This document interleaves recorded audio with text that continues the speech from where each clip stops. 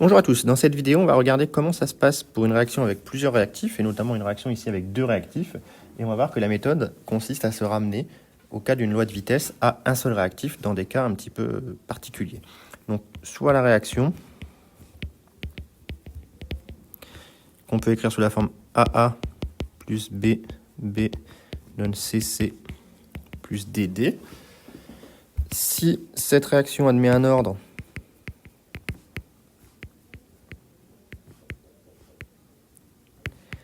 alors, on peut écrire que V est égal à K fois la concentration en A élevée à une certaine puissance alpha fois la concentration en B élevée à une certaine puissance bêta, où alpha est l'ordre partiel par rapport à A, bêta est l'ordre partiel par rapport à B, et alpha plus bêta est l'ordre global. Donc voilà comment peut se mettre la vitesse volumique de réaction. Donc pour déterminer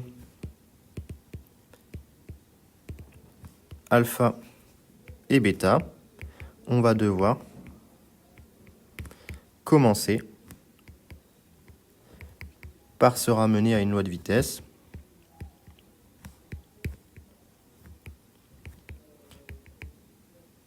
sous la forme V égale une certaine constante, K' fois la concentration d'un des réactifs à une certaine puissance. Et donc il existe deux cas un petit peu différents dans lesquels on va rencontrer cette année. Donc deux cas se présentent.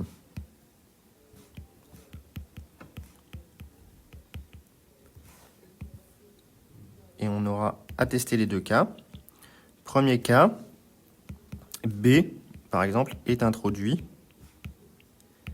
en large excès par rapport à A. Alors, en quoi ça va nous aider? Eh bien, si B est introduit en large excès par rapport à A, on va pouvoir dire qu'à tout instant de la transformation,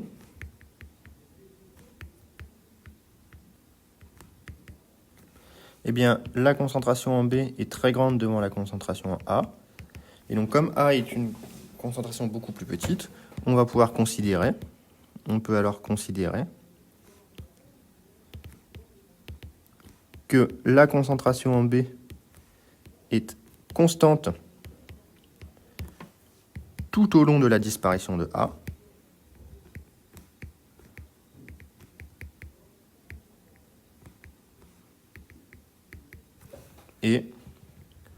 Et donc égale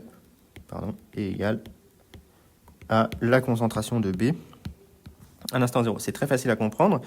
Imaginez qu'on reprenne la transformation AA plus BB égale CC plus DD, et qu'au départ, on parte avec une concentration C0 ici, et sans C0 ici. Et bien là, à la fin, on va avoir 0. Hein. Ça, c'est l'état initial. Ça, c'est l'état final. On va avoir que C0 moins AX égale 0, tout simplement. Et ici, on va avoir donc 100 C0 moins C0 sur A. Et ça va être évidemment à peu près égal à 100 C0. Donc, tout simplement, on écrit que la concentration en B, quel que soit T, est égale à la concentration en B à l'instant 0. Alors, en quoi ça nous aide? Eh bien, la loi de vitesse serait écrite alors V égale K fois la concentration A au cours du temps élevée à la puissance alpha fois la concentration en B à l'instant 0, puissance bêta, hein, puisqu'on avait une loi de vitesse qui s'écrivait V égale K fois A à la puissance alpha fois B à la puissance bêta, mais B est à peu près constante. Et donc on va mettre tout ça sous la forme V égale K fois B de 0 à la puissance bêta fois A de T à la puissance alpha. Et donc B de 0 à la puissance bêta est une constante. Donc on va appeler ce terme-là une constante apparente de vitesse.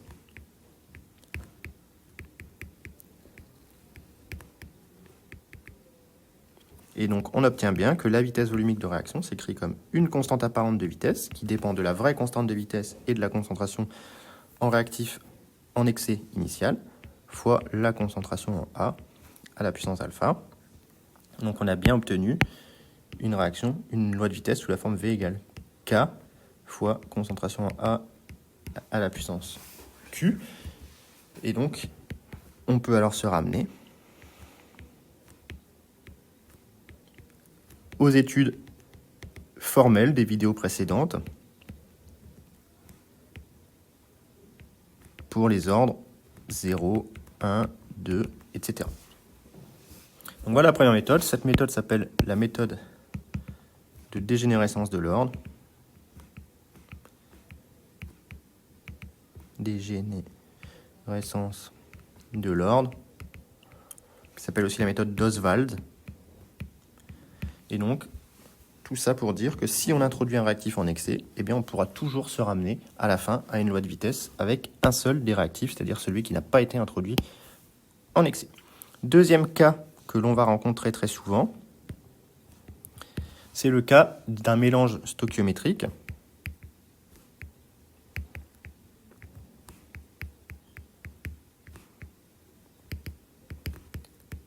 Donc le deuxième cas, c'est le cas d'un mélange stoichiométrique. Qu'est-ce que ça veut dire un mélange stoichiométrique? Vous l'avez vu dans le premier chapitre de chimie. Le mélange est stoichiométrique si la concentration A à l'instant 0 sur le coefficient stoichiométrique A est égale à la concentration en B à l'instant 0 sur le coefficient stoichiométrique B. Et dans ces conditions,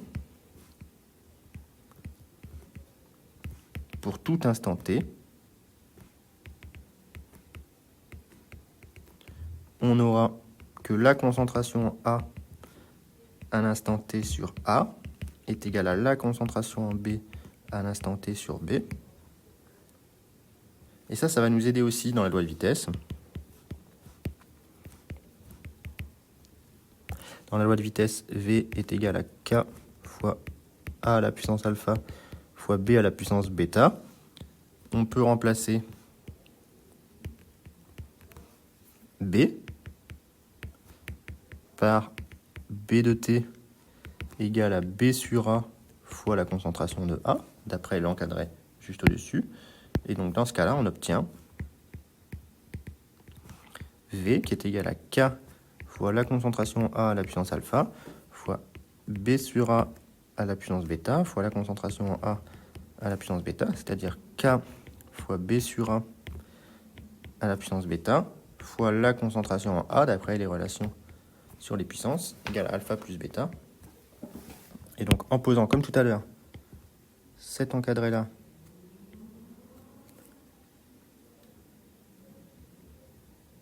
comme étant égal à une certaine constante apparente de vitesse, on obtient bien que V est égal à une constante apparente fois la concentration A à la puissance alpha plus bêta, ce qui est bien l'équivalent d'une relation d'une loi de vitesse V égale K fois A à la puissance Q, où K est la constante apparente de vitesse, et Q, cette fois-ci, attention, c'est l'ordre global de la réaction qui intervient. Donc la méthode de l'ordre du mélange stoichiométrique, elle est très très bien lorsqu'on a envie de déterminer l'ordre global d'une réaction, puisque, comme on vient de le montrer ici, si on met les réactifs en proportion stoichiométrique, eh bien la loi de vitesse s'écrit comme une constante apparente de vitesse fois la concentration d'un des réactifs élevée à la puissance de l'ordre global de la réaction. Donc voilà les deux cas que l'on va rencontrer, et ensuite il faudra voir à partir de ces deux cas comment déterminer expérimentalement les ordres partiels ou global de réaction. J'espère que c'était clair pour cette vidéo. Merci.